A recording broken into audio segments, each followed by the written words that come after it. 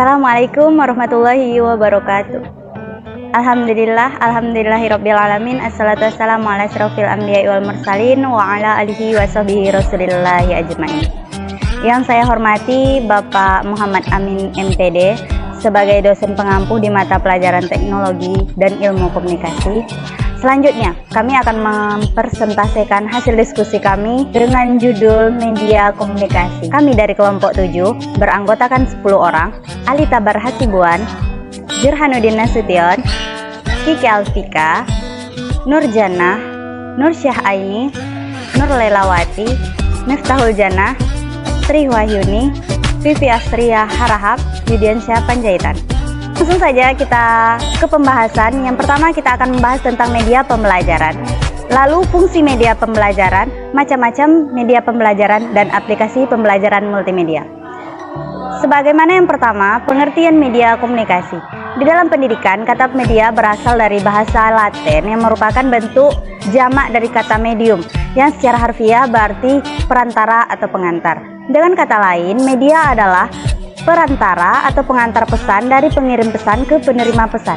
Jadi dapat kita simpulkan bahwa pengertian media adalah segala bentuk alat komunikasi yang dapat digunakan untuk menyampaikan informasi dari sumber ke peserta didik.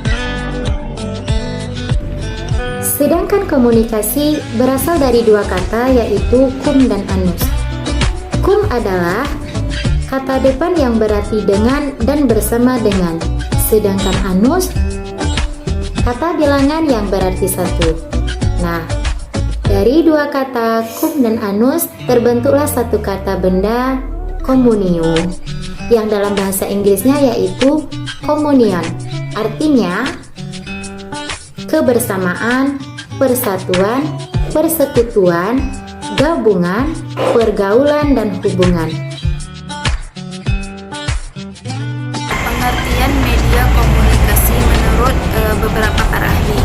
Yang pertama, menurut Segment pada tahun 1977 dikutip dalam Ruby and Katie pada tahun 2008 menjelaskan bahwa media komunikasi adalah teknologi pembawa pesan yang dapat dimanfaatkan untuk keperluan komunikasi.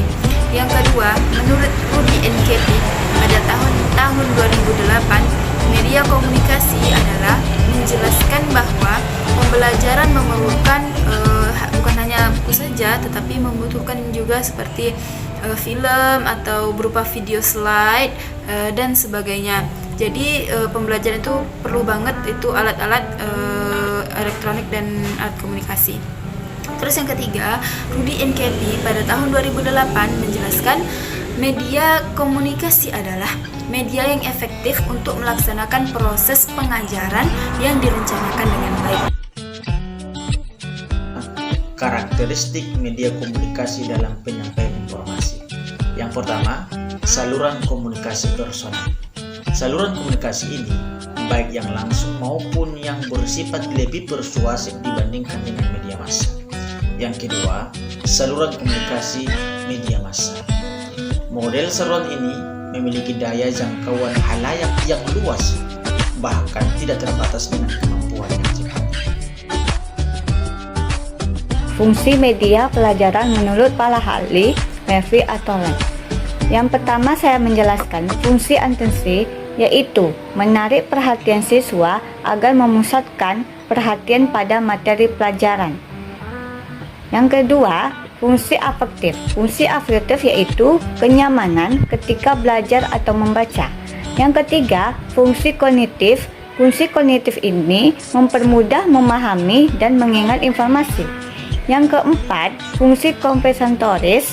Fungsi kompensatoris ini mengakomodasi atau membantu siswa yang lemah dan melambat menerima pelajaran. Fungsi media pembelajaran secara umum. Yang pertama adalah menarik perhatian siswa, dan yang kedua adalah memperjelas penyampaian pesan, dan yang ketiga adalah mengatasi keterbatasan ruang, waktu, dan biaya, dan yang keempat adalah palmar tafsir, dan yang kelima adalah mengakomodasi tipe belajar bagi siswa. Macam-macam media pembelajaran. 1. Game. 2. PowerPoint. 3. Manipulatif, 4. Video, 5. Matlab. Tentang jenis-jenis media pembelajaran. Yang ingin kami paparkan pada jenis-jenis media pembelajaran ialah yang pertama media visual, yang kedua media audio. Pada media visual yang akan kita pelajari ialah tentang yang pertama peta konsep, yang kedua grafik. Sedangkan pada media audio yang akan kita pelajari ialah radio, yang kedua alat perekam pita magnetik. Aplikasi pembelajaran multimedia. Media pembelajaran adalah sebagai alat untuk menyalurkan pesan atau materi-materi pembelajaran agar lebih menarik sehingga lebih disukai oleh peserta didik dan tidak membosankan.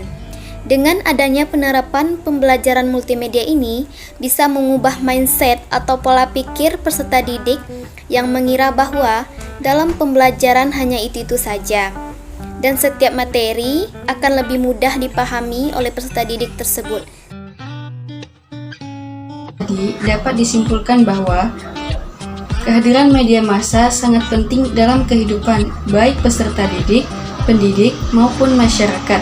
Media berfungsi sebagai sarana belajar atau informasi bagi peserta didik untuk mempermudah proses pembelajaran. Demikianlah hasil diskusi kami. Kami ucapkan terima kasih kepada seluruh anggota kelompok 7 dan terutama kepada dosen pembimbing kami. Dan di mana ada kesalahan dan kejanggalan kami mohon dimaafkan. Wabillahi taufik wal hidayah. Wassalamualaikum warahmatullahi wabarakatuh.